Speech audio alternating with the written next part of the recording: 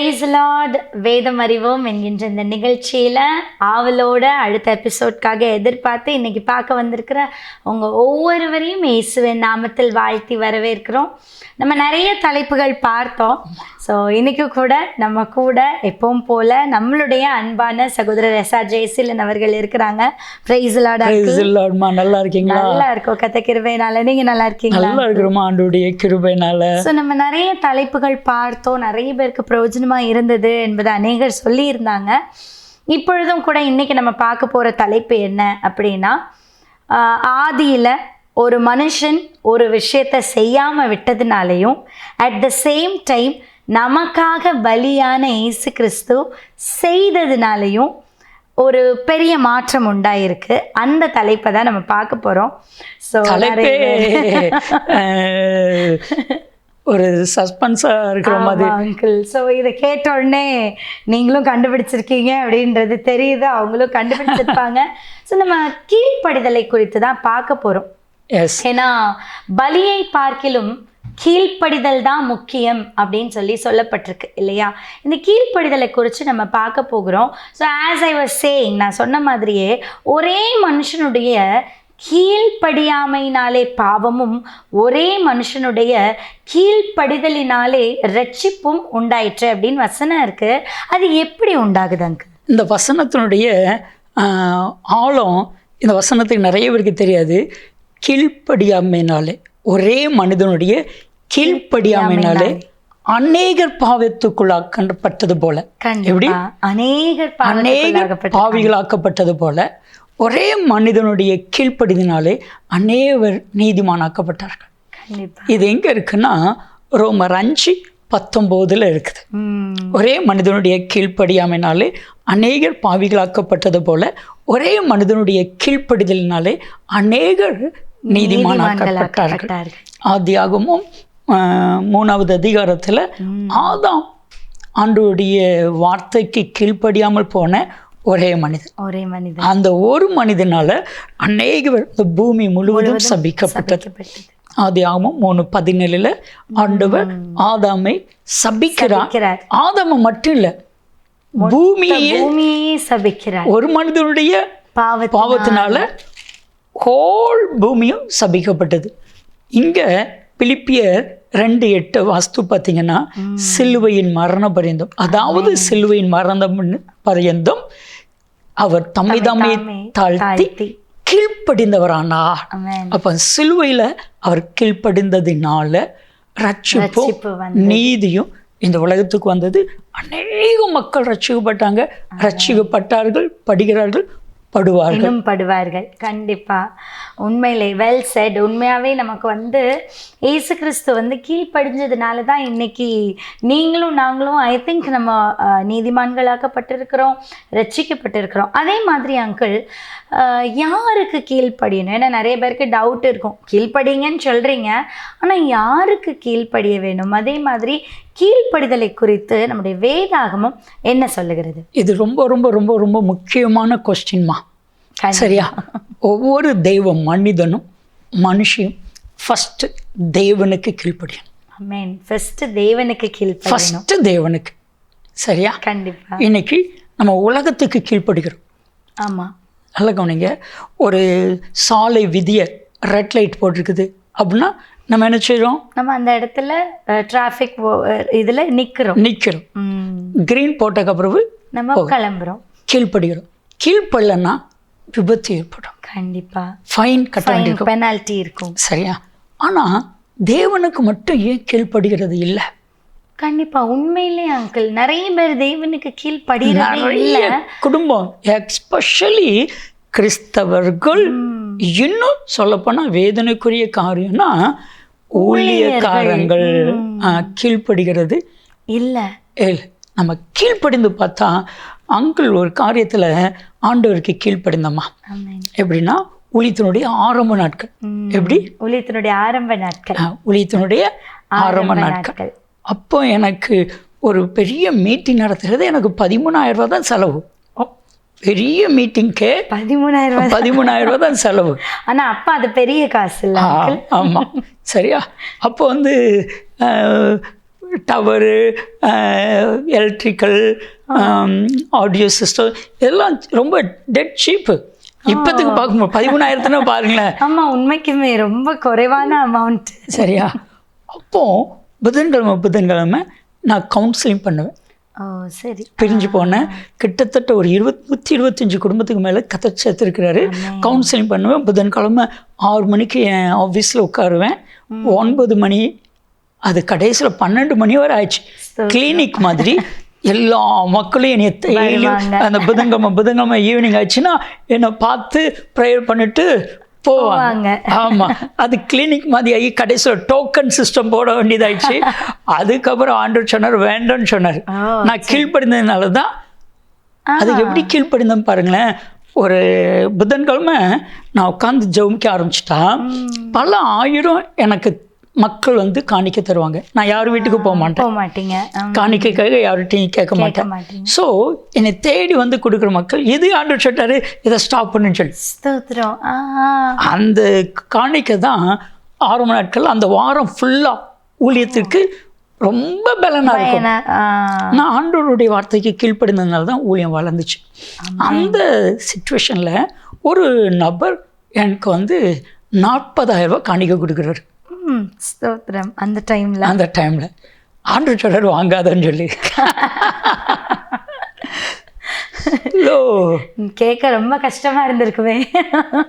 ஆனால் ஏன்னா அவங்க அந்த 40,000 என் கையில் கொடுக்கும் பொழுது என் இருதயத்தில் என் சிந்தையில் என்ன தெரியுமா, சேருக்கு கொடுத்துடலாம், சவுண்ட்ஸுக்கு கொடுத்துடலாம், சரியா, ஐக்கிற பந்தலுக்கு கொடுத்துடலாம், ஸ்டேஜுக்கு கொடுத்துடலாம், வால் போஸ்ட்டுக்கு கொடுத்துடலாம்.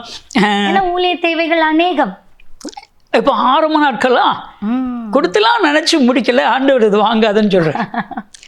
நான் அதை வாங்கிட்டு அவங்க கையில் கொடுத்துட்டு, அண்ணா இந்த காணிக்கையை கர்த்தர் வாங்கக்கூடாதுன்னு சொல்கிறாருன்னு ஆண்டவர்கிட்ட நீங்கள் கேளுங்க சரியா அப்படி சொல்லி சொன்னேன். அவர் கை காலம் ஆடிட்டு புதன்கிழமை காலையில் ஜட்ஜ்மெண்ட். அந்த இவருடைய அக்காவுக்கும் தம்பிக்கும் நில பிரச்சனை. அக்காவுடைய நிலத்தை இவர் அபகரிக்கிறாரு. அதுக்கு வர வேண்டிய பணத்தில் ஒரு ஆஃபரிங் கொடுக்குறாரு. இன்னைக்கு ஆஃபரிங் கொடுத்தாச்சுன்னா நாளைக்கு அவருக்கு சக்ஸஸ் ஆயிரும் அப்படிங்கிற மனநிலையில் கொடுக்குறாரு. இது ஆண்டவர் வேண்டான்னு சொன்னா நான் கீழ்ப்படிந்து சொன்ன உடனே அவர் கண்ணில் கண்ணீர். அவர் சொன்னார் நான் அக்காவை ஏமாத்துறேன், அக்காவை நான் வஞ்சிக்கிறேன். ஸோ ஆண்டவர் என்கிட்ட சொல்லிட்டாரு நான் நாளைக்கு நான் அக்காவை இப்போ ஃபோன் பண்ணாலும் எடுக்க மாட்டாங்க. நாளைக்கு நான் அக்காட்ட கோர்ட்டில் வந்து அக்கா இந்த சொத்து எனக்கு தான் வரப்போகுது, தீர்ப்பு எனக்கு தான் வருது, ஆனால் அந்த சொத்தை அக்கா கொடுத்துருவேன் அப்படி சொல்லி சொன்னார். அந்த இடத்துல உண்மையாகவே அந்த 40,000 கையில் இருக்கிறத காட்டிலும் அந்த கீழ்ப்படுந்த பார்த்தீங்களா, அதனால ஒரு குடும்பமும் ஆசீர்வதிக்கப்பட்டது. கிடைச்ச சந்தோஷத்துக்கு அப்போ ஆண்டவர் சொன்னார் ஜெய்சலன் எனக்கு அது ரொம்ப சந்தோஷமா இருக்குன்னு சொன்னார். ஒரு 1 வீக் கழிச்சு அக்காவும் தம்பியும் வராங்க. கர்த்தர் நல்லவர். ஆமென். 1 லட்ச ரூபா காணிக்க கொண்டுட்டு. ஆமென் ஆமென். அதான் கர்த்தருக்கு கீழ்ப்படியும் போது அது ஒரு பெரிய பிளெஸ்ஸிங் உண்மையாவே. ஸோ ஃபஸ்ட்டு கர்த்தருக்கு நம்ம கீழ்ப்படியணும். ஆனால் இன்னைக்கு பிள்ளைகள் பெற்றோருக்கு கீழ்ப்படியணும். ரொம்ப ரொம்ப முக்கியமான ஒரு காரியம். பிள்ளைகள் பெற்றோருக்கு கீழ்ப்படியணும். கீழ்ப்படிய வைக்க வேண்டியது பெற்றோருடைய கடமை. அந்த சின்ன பிள்ளையா இருக்க சொல்லையே அவங்கள வந்து நோ சொல்லி வளர்க்கணும். கண்டிப்பாக. இப்போ உண்மையாகவே நீங்கள் சொல்கிறது ரொம்ப கரெக்ட் அங்கிள். சின்ஸ் நாங்களுமே இப்போ பட்டிங் பேரண்ட்ஸ், என் பையன் ரொம்ப குட்டி பையனாக இருக்கான். சில இடத்துல வந்து நம்ம நோ சொல்லும்போது சில நேரங்களில் நம்ம ரிலேட்டிவ்ஸ் என்ன பிள்ளையை போட்டு இப்படி சொல்லிகிட்டே இருக்க அப்படின்னு கேட்கும்போது, இல்லை நமக்கே வந்துட்டு ஐயோ பிள்ளைகிட்ட அடிக்கடி நோ சொல்கிறோமே, பிள்ளைக்கு நம்ம மேலே அன்பு இல்லாமல் போயிருமோ அப்படின்னு நினைக்கும் போது நமக்கே கொஞ்சம் ஒரு ஹெசிடேஷன் இருக்குது. பரவாயில்ல பாவம் அப்படின்னு. அது இல்ல, நம்ம பாவம்னு சொல்லி பாவம் பார்த்து விடுறோம்ல, அங்க அவன் லைஃப் ஸ்பாயில் ஆயிடுது. கண்டிப்பா கண்டிப்பா. ஏன்னா நான் பாக்கிறேனே, இனி அவனுக்கு வந்து ஃப்யூச்சரில் அவன் சொல்லுவான், எங்கள் டேடி மம்மி என்னை இப்படி வளர்த்தாங்க, அதனால் என் பிள்ளைய நான் அப்படி வளர்க்குறேன். கண்டிப்பாக. இப்போ நான் என் பையன்ட்டு அதை தான் சொல்கிறேன். எங்கள் டேடி ரொம்ப ஸ்ட்ரிக்டாக இருந்தாங்க, அதனால நான் தம்பி அப்படி வளர்க்குறேன். அண்ட் நீங்கள் சொல்கிற மாதிரி நான் தம்பி ஸ்கூல்லேயே நான் பார்க்குறேன். சில பிள்ளைங்க அடமெண்ட்டாக வெளியில் போகும்போது விளையாட கூட்டிகிட்டு போகும்போது சில பிள்ளைங்க அடமெண்ட்டாக சுற்றி உருள்றாங்க. ஆனால் அதே இவன் ஒரு வேர்டில் திரும்ப வந்துடுறான். உண்மையாகவே நிறைய பேரண்ட்ஸ் இதை செய்ய ஒரு பழமொழி சொல்லுவாங்க, மிஞ்சினா கெஞ்சுவாங்க, கெஞ்சினா மிஞ்சுவாங்க. இப்போ என்னைக்குமே பிள்ளைய மிஞ்சி விடவே கூடாது. கண்டிப்பா. அதுக்கு காரணம் என்ன? பெற்றோர் ஒரு காரியம் சொல்கிறோமா, ஒரு 7 வருஷம் கழித்து ஒரு சகோதரிக்கு குழந்தை பிறக்குது, சரியா? அப்போ 7 வருஷத்துக்கு அப்புறம் அந்த பிள்ளை எப்படி ப்ரெஷியஸில், வெரி ப்ரெஷியஸ். கண்டிப்பாக. சரியா? அதுக்கப்புறம் அவங்களுக்கு பேபி கிடையாது, ஒரே பையன். ஸோ செல்லம், அன்பு வேணும். ஆனால் அவன் என்ன கேட்டாலும் வாங்கி கொடுத்துட்டாங்க. என்ன கேட்டாலும் வாங்கி கொடுத்தாங்க. ஸோ அவன் லைஃப் இஸ் ஸ்பாயிலைட். கண்டிப்பாக அவன் லைஃப் இஸ் ஸ்பாயிலைட். அவன் ஒரு பெரிய ரவுடியாக மோசமானவனாக வாழ்ந்தான். கொஞ்ச நாள் கழிச்சதுக்கு பிறகு அன்பு காட்டின அம்மா அப்பாவை அடித்தான். எனக்கு மதுபானத்துக்கு காசு தான் அடித்தான். ஆனால் நல்லா படித்தவன், நல்ல கிளவர். ஆனால் அந்த கீழ்ப்படியாமையினால. இதுக்கு காரணம் யாரு? பெற்றோர். கண்டிப்பாக. எபேசியர் 6வது அதிகாரம் கட்டாயம் நம்ம எல்லாரும் தெரிஞ்சிருக்கணும், சரியா? பிள்ளைகளே, உங்கள் பெற்றோருக்கு கர்த்தருக்குள் கீழ்ப்படியுங்கள், இது நியாயம். அதே போல பெற்றோர்களே உங்கள் பிள்ளைகளை கோபப்படுத்தாதீங்க. ஸோ இன்னைக்கு பேரண்ட்ஸ் பிள்ளைகளை கோபப்படுத்துறது ஒன்று, கீழ்ப்படியாமையினால அவங்கள சரியாக வளர்க்காதது இன்னொன்று. அது ரொம்ப ஒரு வேதனையான காரியம். இயேசு கிறிஸ்துவோடைய ஊழியத்துக்கு முன்னாடி இயேசு என்ன செய்துட்டு இருந்தாரு தெரியுமா? அவங்க அப்பா கூட தச்சனா இருந்தாரா? இதுதான் நிறைய பேருக்கு ஒரு கொஸ்டின், கேள்வி. ஏன்னா லுக்கா 2வது அதிகாரம் 42 நீங்கள் வாஸ்து பார்த்தீங்கன்னா 12 வயசு இருக்கும் பொழுது இயேசு கிறிஸ்து தொலைஞ்சு போறாரு. ஆமா. அப்போ அவருக்கு 12 வயசு. அப்போ பெரியவங்க நடுவில் அவர் பிரசங்கம் பண்றார். இதை பார்த்து மரியாளும் யோசிப்பும் அப்படியே ரொம்ப வெட்ஸ் ஆயிட்டாங்க. நான் உங்களை எங்கெல்லாம் தேடுறது? அப்பதான் இயேசு சொல்றாரு, நான் கர்த்தருக்குரிய காரியத்தில் இருக்க வேண்டியது உங்களுக்கு தெரியாதா அப்படின்னு கேட்டுட்டு அவர் வீட்டுக்கு வந்து 51ஆம் வசனம், லுக்கா 2:51, அவர் அவர்களுக்கு கீழ்ப்படிந்து இருந்தார். அப்போ 30 வயசு வரைக்கும் இயேசு பெற்றோருக்கு கீழ்ப்படிந்து தான் இருந்தார். இது ரொம்ப ரொம்ப முக்கியம், சரியா? இன்னொரு காரியம் சொல்றோமா, மனைவிகள் கணவனுக்கு கீழ்ப்படியணும். கண்டிப்பா. இன்னைக்கு கீழ்ப்படுகிறாங்களா? நிறைய மனைவிகள் கீழ்ப்படுகிறது இல்லை, சரியா? இது எபேசியர் 5:24, சபையானது கிறிஸ்துவுக்கு கீழ்ப்படுகிறது போல மனைவிகளும் தன்னுடைய சொந்த புருஷருக்கு எல்லா காரியத்திலும் கீழ்ப்படியுங்கள். நான் உங்களை பார்த்து ஒரு கேள்வி கேட்கிறேன், ரியலா சொல்லணும், சரியா? ஒரு கணவர் தான் நேசிக்கிற மனைவியை பார்த்து அவங்க அம்மா வீட்டுக்கு போகக்கூடாதுன்னு சொல்றாங்க, கீழ்ப்படியணுமா வேண்டாமா? கீழ்ப்படியணும், ஆனால் கொஞ்சம் கஷ்டமா இருக்கும், பட் ஸ்டில் கீழ்ப்படியணும், சரியா? எவ்வளவு முக்கியமான காரியமா இருக்கட்டுமே, அவங்க அம்மா வீட்டுக்கு, பெத்த தாய் வீட்டுக்கு கணவர் போகக்கூடாதுன்னு சொல்றாருன்னா இது அது நியாயமா பேசுவாங்க. இல்லை இல்லை, கீழ்ப்படியணும், சரியா? அந்த ஃபர்ஸ்ட் டைம் கீழ்ப்படிந்து போகலை, 2வது டைம் கீழ்ப்படிஞ்சு போகல, 3வது டைம் நான் சொல்லட்டுமா, ஏன் உங்கள் அம்மா வீட்டுக்கு போகலையான்னு கேட்பான். நிச்சயமா அவனை கூட்டிட்டு போவான். ஏன் அப்படின்னா என் மனைவி என் வார்த்தைக்கு கீழ்ப்படுகிறாங்க. இதுதான் மனைவிகளே உங்களுடைய நடக்கையினால் உங்கள் கணவரை ஆதாயப்படுத்திக் கொள்ளுங்க. ஸோ கர்த்தருக்கு கீழ்ப்படியணும், பெற்றோருக்கு பிள்ளைகள் கீழ்ப்படியணும், கணவனுக்கு மனைவி கீழ்ப்படியணும். ஏன்னா ஆதாம் ஏவாள். ம். ஆதாம்கிட்ட தேவன் சொன்னார், ஆதாம் ஏவாள்கிட்ட சொன்னார். ம். ஏவாள் கீழ்ப்படிந்தாரா பண்ணலையா? ஏவாள் வந்து ஆதாம் சொன்னதுக்கு கீழ்ப்படியல. கீழ்ப்படியலை. ஏன்னா அந்த இடத்துல வந்து ஏவாள் வந்து ஆதாம வந்து ஒரு ஈக்குவல் லெவல்ல யோசிக்கலையோ? இல்லை, ஃபர்ஸ்ட் ஆதாம் தானே, ஆமா, ரெண்டாவது தானே ஏவாள். ஸோ இப்போ ஆண்டவருக்கு என்ன கோபம் வந்துச்சு தெரியுமா? கணவனுக்கு கீழ்ப்படியல. இல்லை, என்னன்னா ஆதாம்கிட்ட சொன்னார், நீ என் சொல்லுக்கு கீழ்ப்படியாமல் ஆமா. உன் மனைவியுடைய வார்த்தைக்கு செவி செய்து கொடுத்தபடினால் உன் நிமித்தம் பூமி சபிக்கப்பட்டிருக்கும். சபிக்கப்பட்டதா இருக்கும். உன் மனைவியுடைய வார்த்தைக்கு நீ செவி கொடுத்தபடினால் 3:17. ஆமாம். ஸோ அப்போ வந்து ஆதாமுடைய வார்த்தைக்கு ஏவாள் கீழ்ப்படிஞ்சிருந்தாருன்னா சர்ப்பத்தை மேற்கொண்டிருக்கலாம். கர்த்தருடைய வார்த்தைக்கு ஆதாம் கீழ்ப்படிந்தான்னா ஜெயிச்சிருந்திருக்கலாம்.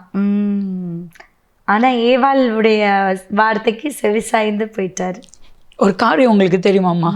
ஆண்டவர் கீழ்ப்படுகிறாங்களா படிக்கலையா அப்படிங்கிறதுக்கு தான் ஒரு டெஸ்ட் தான் ஜீவ விருட்சத்தின் கனி. நான் அடுத்து அதை தான் கேட்க வந்தேன் அங்கிள். இப்போ வந்து நிறைய பேருக்கு ஒரு டவுட் இருக்கும். அங்கே உள்ள வந்து 2 கனி இருக்கு, விஸ்டம் நாலேஜ் ட்ரீயும் இருக்கு, ட்ரீ ஆஃப் லைஃப்பும் இருக்கு. ஸோ ஆண்டவர் வந்து ஏன் அந்த ஜீவ விருட்சத்தை அங்கே வச்சிருந்தார்? ஏன்னா ஏதேன் மத்தியில், எது ஏதேன் மத்தியில், சென்டர்ல. சரியா? இப்போ ஆண்டோடைய வார்த்தைக்கு கீழ்ப்படுகிறாங்களான்னு பார்க்கறதுக்கு, கீழ்ப்படிந்தா ஜெயிச்சிடலாம். சரியா? ஏன்னா யாக்கோப்பு 4:7 கர்த்தருக்கு கீழ்ப்படிங்கள், பிசாசுக்கு எதிர்த்து நில்லுங்கள், அப்பொழுது அவன் உங்களை விட்டு ஓடி போவான். சரியா? இந்த ஒரே வார்த்தையை அங்கே அப்ளை மட்டும் பண்ணியிருந்தாங்கன்னா ஜெயிச்சிருப்பாங்க. சரியா? இப்போ ஜெயிச்சுட்டான், ஜீவ விருட்சத்தின் கனியை புசிக்க கொடுப்பேன். இது ஆதாம்கிட்ட சொல்லியிருந்தாருன்னா, ஆதாம் ஏவாளுக்கு தெரிஞ்சிச்சுன்னா அவங்க ரொம்ப கேர்ஃபுல்லாக இருந்திருப்பாங்க. அப்போ அந்த டெஸ்ட் வந்து முன்னாடியே கொஸ்டின் பேப்பரை லீக் பண்ண மாதிரி ஆயிருக்கும். இப்போ நமக்கு ஆன்சரே கிடைச்சிட்டு. வெளிப்படுத்தின விசேஷம் 2வது அதிகாரம் 7ஆம் வசனம், சபைகளுக்கு சொல்லுகிறதை காதுள்ளவன் கேட்க கடவன், ஜெயம் கொள்கிறவன் எவனோ அவனுக்கு பரதேசியின் மத்தியில், எப்படி ஏதேனுடைய மத்தியில் இருந்த ஜீவ விருட்சம் இப்போ பரதேசியின் மத்தியில் இருக்குது. மத்தியில் இருக்கிற ஜீவ விருட்சத்தின் கனியை புசிக்க கொடுப்பேன் என்று எழுது. இப்ப ஆன்சர் சொல்லிட்டாரு. கண்டிப்பா இந்த ஆன்சர் இன்னும் கிறிஸ்தவங்களுக்கே தெரியாது. கண்டிப்பா. சரியா? அப்போ ஜெயிச்சாதான் கீழ்ப்படிந்தாதான் ஜீவ விருட்சத்தின் கனியை புசிக்க முடியும். ஜீவ விருட்சத்தின் கனியை புசித்தாதான் நித்திய ஜீவனை அடைய முடியும். உண்மைக்குமே ஒரு பெரிய சத்தியம் தான் சொல்லணும் இல்லையா? ஏன்னா அநேகருக்கு இது தெரிஞ்சிருக்க வாய்ப்பே இல்லை. அந்த டைம்லயே ஆண்டவர் வந்து ஜீவ விருட்சத்தின் கனியை கொடுப்பதற்காக தான் வைத்திருந்தார். ஆனால் அவர் எல்லா விஷயத்துலையும் ஒரு சின்ன டெஸ்ட் வச்சு பார்ப்பார். அதே மாதிரி ஒரு நபருக்கு ஆண்டவர் டெஸ்ட் வச்சார் அங்கிள். அந்த ராஜா ஃபெயில் ஆயிட்டார் அங்கிள். அந்த ராஜா ஃபெயில் ஆனதை நம்முடைய வேதாகமம் சொல்லுது. சவுல். கண்டிப்பா. கரெக்ட். ஸோ இப்போ இந்த சவுல் ராஜா கீழ்ப்படியலை. அதனால என்னெல்லாம் நடந்தது? ஸோ ரொம்ப வேதனையான காரியம். இதில் என்னன்னா நல்லா ஆரம்பத்திலேருந்து பார்க்கணும். சரியா? சாமுவேலுக்கு என்ன ஆசை? தன்னுடைய 2 பிள்ளைகளில் ஒருத்தனை கர்த்தர் நியாயாதிபதியா வைக்கணும், தீர்க்கதரிசியா வைக்கணும், இல்லைன்னா ராஜாவா வைக்கணும். கண்டிப்பா. ஆண்டோட போய் சாமுவேல் கேட்கிறாரு, ஆண்டோட எனக்கு 2 பிள்ளைகளுக்கு இவங்க ராஜா கேட்குறாங்க. இப்போ தேவனாகிய கர்த்தர் சொல்றாரு, சாமுவேல் ஒன்ன பகைக்கலை, என்னதான் பகைக்கிறாங்க. சரியா? ஆண்டவரே அந்த பள்ளியெல்லாம் ஒரு ராஜா தாங்க அப்படின்னு ஜனங்கள் என்ன சொல்றாங்களோ அதை கேளு அப்படின்னு சொல்லிட்டாரு. அப்போ ஆண்டவர் ஒரு ராஜாவை வைக்கிறார். ஒரு காரியம், முதல் ராஜாவை கர்த்தர் ஏற்படுத்தினதுடைய பிளான், திட்டமே நிறைய பேருக்கு தெரியாது. ஏன் சவுலுக்கே தெரியாது. நான் எதுக்காக சவுல் ராஜாவை கர்த்தர் ராஜாவா அபிஷேகித்தார்? ஏன்னா ஜனங்கள் வந்து கீழ்ப்படியாமல் எங்களுக்கு ஒரு ராஜா தாங்க, ஆண்டவர் ஏற்கனவே ஜட்ஜஸை வச்சுருக்காங்க, அப்படி இருந்துமே எங்களுக்கு ஒரு ராஜாவை தாங்கன்னு ரொம்ப அப்படியே ரிபேலியஸாக இருக்காங்க. இல்லை, ம் சவுலையே கர்த்தரை தெரிந்து கொண்டார் ராஜாவா. ஆமாம். எதற்காக சவுலை ராஜாவா தெரிந்து கொள்றார்? இது பெரிய ரகசியம். சவுல் ராஜாவை கர்த்தர் தெரிந்து கொண்டதுக்கு ஒரு பெரிய திட்டம் வச்சிருக்காரு. என்ன திட்டம் நினைக்கிங்க? தெரியலையே அங்கிள், நீங்க சொல்லுங்க எங்களுக்கு. அமலேக்க பூமியில் அழிக்கணும். ஆமா, சரியா? இது அப்படியே நீங்க யாத்ராமோ 17வது அதிகாரத்துக்கு வாங்க. மோசேயுடைய கை உயர்த்தப்பட்டிருக்குது. 6 ஊரும் மோசேயுடைய கையை பிடிச்சிருக்கிறாங்க. யோசுவா யுத்த களத்தில் இருக்கிறாரு. டைம் ஆயிட்டு கர்த்தர் சூரியன் நிறுத்துறாரு. சண்டையில் ஜெயிக்கிறாங்க, அமலேக்க ஜெயிக்கிறாங்க. அந்த இடத்துக்கு தான் யாத்ராமா 17:15 எக்கோவா நிசிங்கிற பெயரு. அப்போ மோசைய கர்த்தர் எழுத சொல்றாரு, நீ ஜோஷுவாவுடைய காது கேட்க வாசிக்கணும், அமலேக்கு பூமியில் எங்கும் இராதபடிக்கு நான் நிர்மூலமாக்கி போடுவேன் அப்படின்னு ஒரு ப்ராஜெக்டை அங்கே வைக்கிறார். 500 வருஷத்துக்கு அப்புறம் இந்த ப்ராஜெக்ட் யார் கையில் கொடுக்கப்படுது? சவுலினுடைய கையில கொடுக்கப்படுது. ஆண்டவர் எவ்வளவு நம்பிக்கையோட சவுலுடைய கையில கொடுக்கிறாரு. இப்போ இந்த ப்ராஜெக்ட் இது ஒரு பெரிய ப்ராஜெக்ட். ஆண்டவர் எதையுமே சொல்லிட்டு செய்ய மாட்டார். கண்டிப்பா சொல்லாமல் அதை செய்வார். அப்பதானே நம்மள டெஸ்ட் பண்ண முடியும். நம்ம சரியா? இப்போ சவுலுக்கு இதான் என்னுடைய ப்ராஜெக்ட், இதுக்காக தான் நான் அபிஷேகம் பண்ணப்பட்டிருக்கிறேன், இதற்காக தான் கர்த்தர் என்ன ராஜாவை தேர்ந்தெடுத்திருக்காரு, அமலேக்கை நான் அழிக்கணும், அதுதான் என்னுடைய டார்கெட் அப்படின்னு ஆண்டவர் சொல்லியிருந்தாருன்னா ஈஸியா ஜெயிச்சிருந்திருப்பான். கண்டிப்பா ஆண்டவர் ஒவ்வொரு காரியத்திலும் ஒரு செக் வைப்பார். கண்டிப்பா இதுல சவுல் எப்படி ஜெயிக்கிறானா இல்லையான்னு பார்க்க. ஆனா ஆண்டவருடைய கனவை, தேவனுடைய கனவை சவுல் ராஜா நொறுக்கிட்டார். கேட்டா இது பலி செலுத்துறதுக்காக நான் ஏற்படுத்தி வச்சிருக்கிறேன் அப்படி சொல்றாரு. அப்போ சாமுவேல் தீர்க்கதரிசி அழகா சொல்றாரு, 1 சாமுவேல் 15:22 பலியை பார்க்கலும் கீழ்ப்படுதலும் அட்டுக்கடாக்களின் நினைத்தை பார்க்கலும் செவி கொடுத்தலும் உத்தமம். இப்போ சவுலை கர்த்தர் ராஜாவா ஆக்குனதனுடைய திட்டமே இல்லாம போச்சு. ஆண்டவர் சவுலை தூக்கிட்டார். ஆதாமேவேளை ஏதேன் தோட்டத்தில் வச்சதுடைய நோக்கமே இல்லாம போச்சு. ஆதாமேவேளை ஏதேனை விட்டு தூக்கிட்டார். கண்டிப்பா நம்ம லைஃப்லயுமா நாம ஆண்டவருக்கு மட்டும் கீழ்ப்படிஞ்சிட்டு போயிட்டே இருந்தாச்சுன்னு வச்சுக்கோங்களேன், ஆண்டவர் நம்ம மேல வச்சிருக்க திட்டம் நிறைவேறி சக்சஸ் ஆகும். அதுக்கு தேவனுக்கு கீழ்ப்படியுங்கள், பிசாசுக்கு எதிர்த்து தேவனுக்கு எஸ் சொல்லணும், பிசாசுக்கு நோ சொல்லணும். இப்போ ஒரு சின்ன இது, என் பையன் ஜோஷுவா, மூத்தவர் ஜோஷுவால அவர் 12th வரைக்கும் தூத்துக்குடியே தெரியாது. சரி, ஒரு பியூட்டி தெரியுமா, இன்னும் தூத்துக்குடி தெரியாது. தூத்துக்குடியிலேயே கூகுள் மேப்பு போட்டு போவார். சரி, அப்படி வளர்த்துட்டோம், என்ன செய்யறதுன்னு தெரியல. அவனுக்கு ஸ்கூல் தெரியும், சர்ச்சு தெரியும், கிராஸ் டிவி ஆஃபீஸ் தெரியும், வீடு தெரியும். இதை தவிர வேற எதுவுமே தெரியாமல் வளர்த்துட்டோம். ஸோ இப்போ கார்னியாவில் கொண்டு போய் அவனை இன்ஜினியர் காலேஜ் விடுறோம். அங்கே போனால் அங்கே நான் பார்த்த ஒரு ஃபஸ்ட்டு இது, அங்கே எல்லாமே பொண்ணும் பையனும், பையனும் பொண்ணும் இப்படி தான் போகிறாங்க. எப்படி பொண்ணும் பையனும், பையனும் பொண்ணுமா போகிறாங்க. எனக்கு உள்ளமா அப்படி பக்குன்னு இருக்குது. நம்ம பிள்ளைய நல்லா வளர்த்துட்டிங்க கொடுத்துருக்குறோம். அப்போது நான் அவனை பார்த்து கடைசியாக வெளியே வீட்டுக்கு நான் கிளம்ப சொன்னேன், ஜோஷுவா நோ சொல்லணும், நீ இதை மட்டும் டேடிக்கு செய்ய செய்யணும். டேடி நோ சொல்கிறது பெரிய மேட்டரா டேடி, நோ சொல்லிடுறேன் அப்படி சொன்னாங்க. நோ சொல்லிடுறேன்னு சொல்லிட்டாங்க. ஸோ நான் 1 வருஷத்துக்கு அப்புறம் கேட்குறேன், ஜோஷுவா நோ சொல்கிறியா அம்மான்னு கேட்டேன். டாடி நோ சொல்கிறது உங்களுக்கு அவ்வளோ ஈஸி என்ன?